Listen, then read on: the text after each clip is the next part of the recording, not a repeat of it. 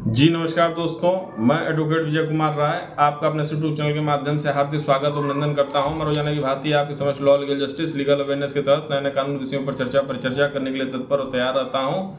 आज का जो विषय हमारा आपके समक्ष बड़ा ही इंपॉर्टेंट, बड़ा ही महत्वपूर्ण विषय है, जिसमें हम एक नए टॉपिक पर चर्चा आपके समक्ष करने के लिए तैयार हैं, जो यह है कि क्या अब पति पत्नी नहीं ले सकेंगे divorce. Stop divorce, new divorce law active, new divorce law by advocate Vijay Kumar Rai. यही टॉपिक आज के व्यवस्था में मेरा आपके समक्ष था। तो ऐसा क्या हुआ 2024 के अंदर कि डाइवोर्स का नियम बदल गया।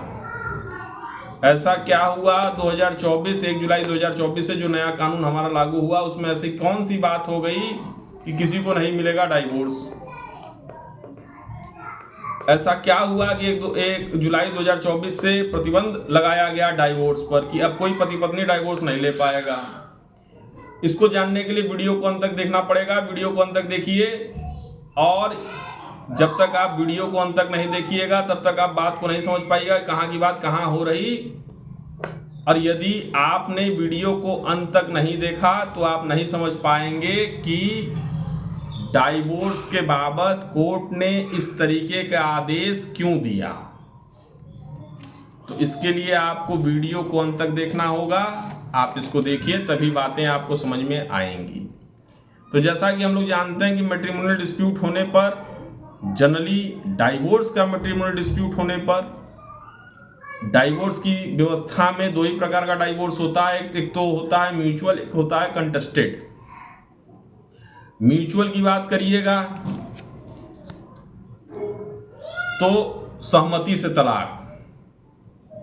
मैं यहां म्यूचुअल की बात ही नहीं कर रहा, मैं यहां कंटेस्टेड की बात कर रहा। जो मेरा टॉपिक था कि क्यों नहीं ले पाएंगे पति पत्नी डाइवोर्स, स्टॉप डाइवोर्स, तो हम बात कर रहे हैं कंटेस्टेड डाइवोर्स की। अब कंटेस्टेड डाइवोर्स होता क्या है। अब कंटेस्टेड डाइवोर्स यह होता है जिसमें पति या पत्नी अपने पार्टनर के खिलाफ एक डाइवोर्स का मुकदमा दाखिल करते हैं एलिगेशन के साथ। उसमें क्रूएल्टी ग्राउंड होता है। बिना क्रूएल्टी ग्राउंड के वो डाइवोर्स कंटेस्टेड नहीं होगा, ना उस पर कोई जजमेंट होगा, ना उस पर कोई व्यवस्था होगी। अब क्रूएल्टी के कई ग्राउंड हैं। जैसे क्रूएल्टी, जैसे सामान्य तौर पर पति पत्नी का झगड़ा होता है। अब तो ये हम लोग जानते हैं कि नहीं, नमक कम हो गया, क्रूएल्टी ग्राउंड आ गया, ठीक ना।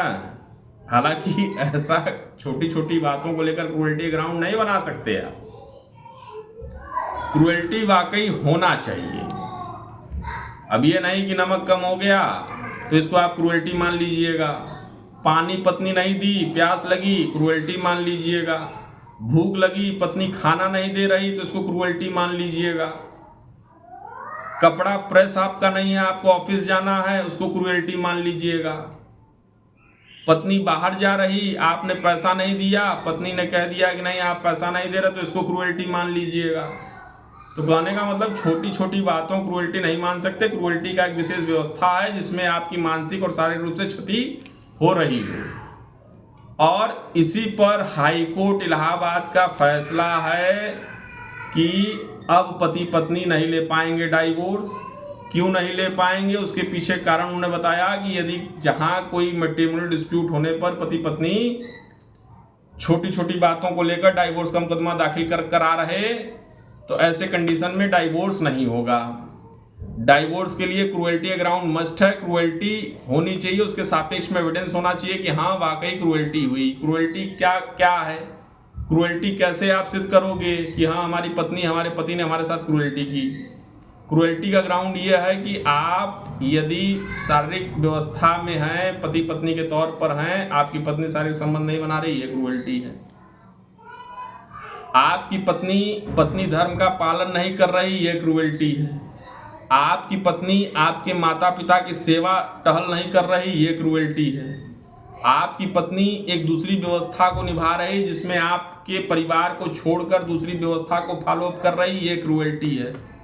तो ऐसे क्रूएल्टी ग्राउंड को छोड़कर अन्य किसी क्रूएल्टी ग्राउंड के आधार पर यदि आपकी पत्नी ने मुकदमा दर्ज करा रखा, वो भी छोटी छोटी बातों को लेकर। छोटी छोटी बातें क्या हैं कि आप जो है